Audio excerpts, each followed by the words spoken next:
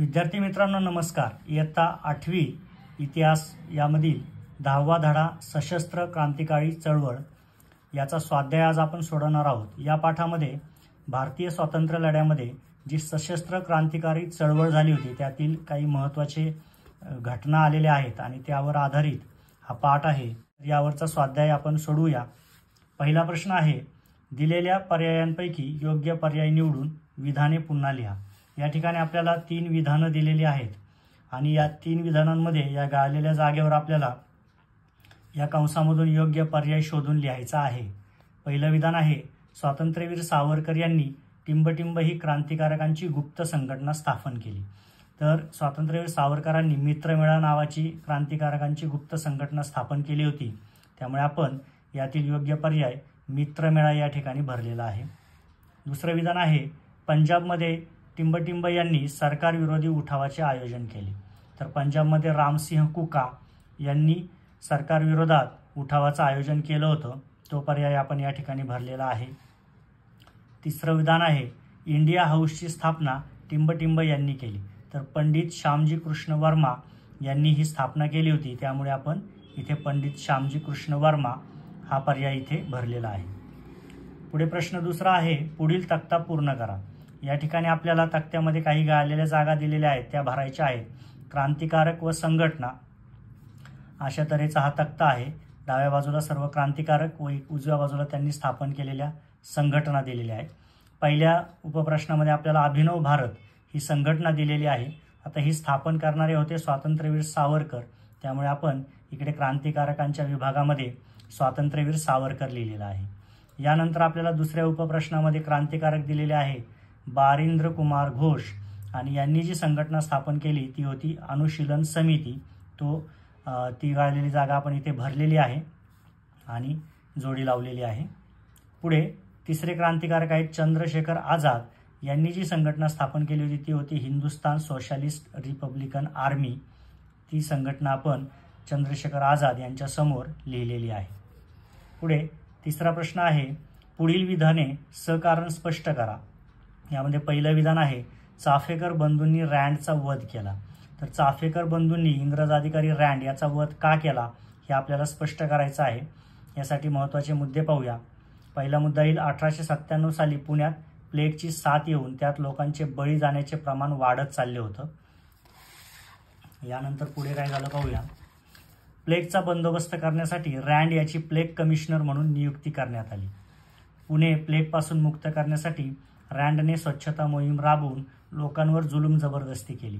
जेव्हा रँड पुण्यामध्ये plague commissioner म्हणून आला तेव्हा त्याने प्लेगपासून मुक्त करायचं आहे पुण्याला या नावाखाली लोकांवर खूप अन्याय जुलूम जबरदस्ती केली होती आणि याचा बदला घेण्यासाठी चाफेकर बंधूंनी रँडचा वध केला। अशाप्रमाणे हा सगळा घटनाक्रम आहे आणि या कारणास्तव चाफेकर बंधूंनी रँडचा वध केला होता।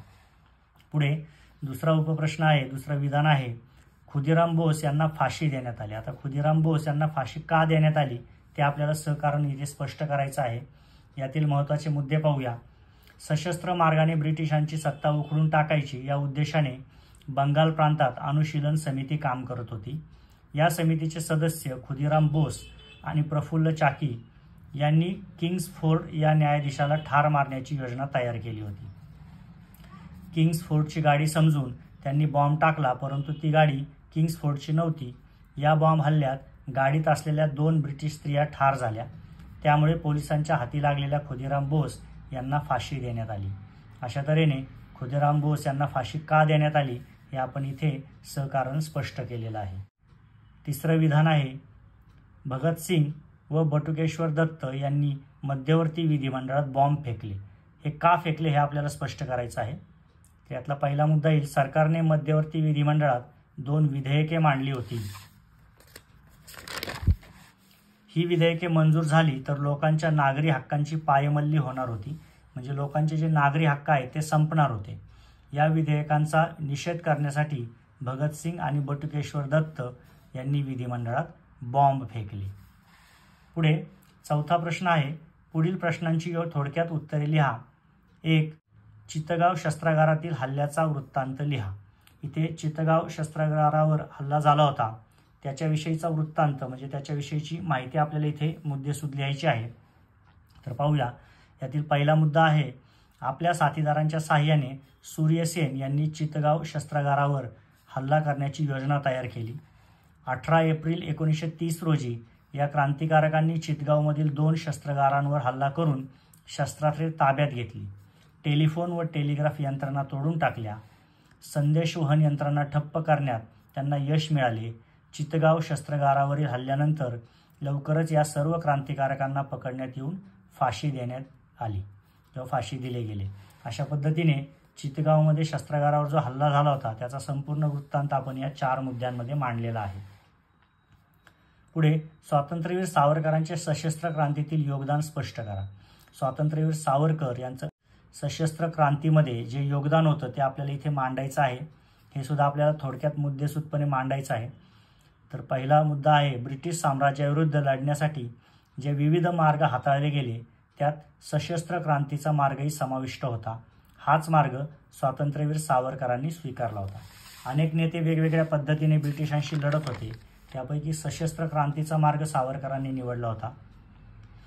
इसवी सन 1900 मध्ये त्यांनी मित्रमेळा ही क्रांतिकारकांची गुप्त संघटना स्थापन केली, जिला पुढे अभिनव भारत असे नाव देण्यात आले.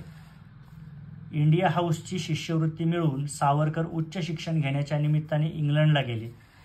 तेथून त्यांनी अभिनव भारतच्या सदस्यांना क्रांतिकारी वाङ्मय, पिस्तुले इत्यादी साहित्य पाठवले. इंग्लंडला सावरकर गेले, तिथे त्यांनी अभिनव भारतचंच काम केलं आणि अभिनव भारतचे जे सदस्य होते त्यांच्यासाठी क्रांतिकारी वाङ्मय व पिस्तुले इत्यादी साहित्य पाठवलं, जे भारतामध्ये क्रांतिकारी वाढवण्यासाठी खूप महत्त्वाचं होतं. भारतीय तरुणांना प्रेरणा मिळावी म्हणून त्यांनी इटालियन क्रांतिकारक जोसेफ मॅझिनी यांचे चरित्र तसेच 1857चे स्वातंत्र्यसमर ही पुस्तके सुद्धा लिहिली. सरकारने जॅक्सन वादाचा संबंध सावरकरांशी जोडून त्यांच्यावर खटला भरला. न्यायालयाने त्यांना 50 वर्षांची कारावासाची शिक्षा देऊन अंदमान येथे ठेवले. अशा पद्धतीने स्वातंत्र्यवीर सावरकर यांनी जे सशस्त्र क्रांतीच्या क्षेत्रामध्ये जे कार्य केलं ते आपण इथे थोडक्यात मांडलेलं आहे.